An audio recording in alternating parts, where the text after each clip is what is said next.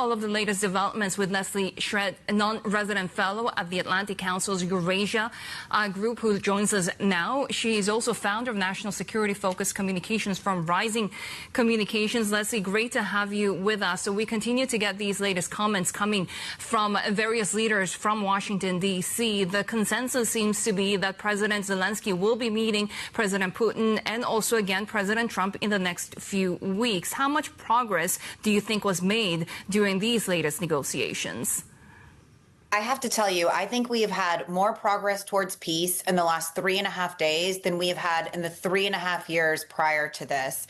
If you're watching what many of these European leaders are saying as they're leaving this meeting, they're praising President Trump. They all seem very hopeful. And I think that this is great news for the people of Ukraine. So what's next here, and what does President Zelensky need to get out of the next few conversations? It appears as though the next step is going to be this meeting between Zelensky and Putin. And it sounds like, you know, everybody that was in that room is very hopeful that this is going to happen and that it is going to happen very soon. I'm also very hopeful of that. So if that does happen, I think that that is an incredibly important step towards progress. If it does not happen, however, President Trump has made it clear that there will be severe consequences for Putin. He's already said that he's looking at very extreme high tariffs on any country that is fueling Putin's war. We're talking about additional crushing sanctions on Russia. And I think the president has many other tools in his tool belt that he could use. For example, Congress could go ahead and pass Senator Graham's Russia sanctions bill. That would be really helpful. We could fully implement repo here in the United States and ensure that European leaders are doing exactly the same thing. Right now, Belgium is sitting on something like 250 billion euros worth of frozen Russian assets. If we could liquidate those, give them to Ukraine, it gives them a lot of money that they can use to buy the weapons that they need and also to try to help rebuild their country that Putin has destroyed. Leslie, as you say, Washington sounds like it has the tools in its box. But to what extent do you think the meeting overall has shifted the pressure back to Russia? I feel that the pressure now is on Russia. It sounds like everyone inside of that room said they're ready. They know exactly what they want. The President Trump has come out and said there will be security guarantees, not just with Europe, but also with the United States. All of this is putting a lot of pressure on Putin. And President Trump has made it clear that if he continues to drag his feet or refuses any of these meetings that the president wants to get set up, the following will be severe consequences. So I think President Trump's pressure campaign has really worked.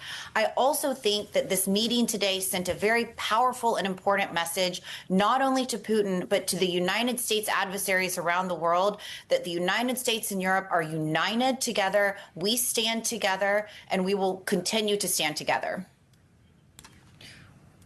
Does that unity include perhaps a possibility of more consistent military aid from the U.S. to Ukraine?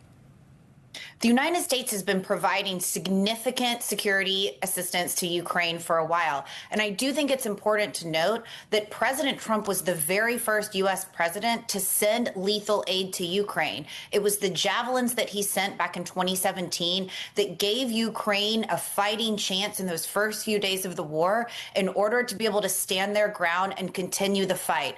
President Zelensky and the people of Ukraine will tell you, without those javelins, Ukraine would not be where it is today. So I think the security assistance that has been appropriated by Congress, it will continue to flow as it has been.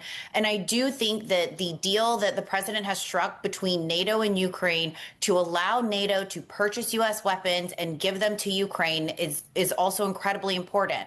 Don't forget as well that many of our European allies have Patriot batteries in their country. I think that Germany is sitting on something like 9 Patriot batteries right now. These are things that could be sent over immediately to Ukraine to help them defend their skies against Russian attacks. You've said that everybody seemed pretty committed in backing President Zelensky and ending this war from Russia. But at the same time, we've heard from President Trump that when it comes to those tariffs on anybody helping Russia, he said he's not going to he's going to hold off on those Chinese tariffs, at least. After these conversations with President Putin, we have seen him not necessarily threaten more sanctions on Moscow. He's dropped demands for a ceasefire as well. And actually, President Macron speaking right now, saying that he doubts President Putin actually wants peace. So how do you really take President Putin to the table when we know that he's not really backing off on those territorial demands? I think that what President Trump is trying to do is position himself as a neutral arbiter in this conversation. He wants to make sure that the United States of America is providing Ukraine and Europe as much leverage as they possibly can have, but at the same time that Putin and the Russians believe that he is going to be a neutral arbiter in these conversations, and that way they're going to be more willing to sit down. When it comes to European leaders, how can they continue to apply the pressure?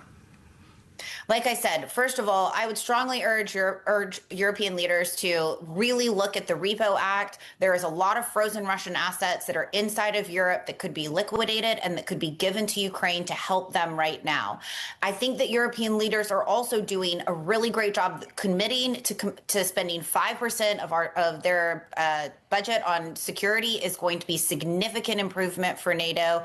The fact that they all showed up today is wonderful. I think it just really shows a strong, united Europe, and I think they should continue to do that.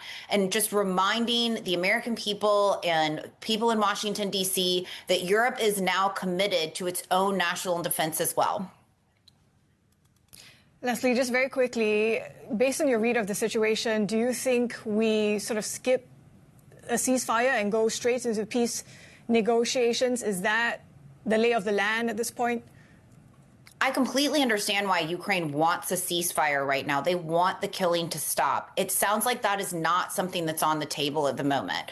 So while I would love to see that, I understand why the Ukrainians want it. I just don't know that it's a possibility right now. I think if we can get a permanent peace, though, that is preferred to anything. Short-term ceasefires won't stop long-term killing. Leslie, thank you. Leslie Shedd is non-resident fellow at the Atlantic Council's Eurasia and founder of Rising Communications.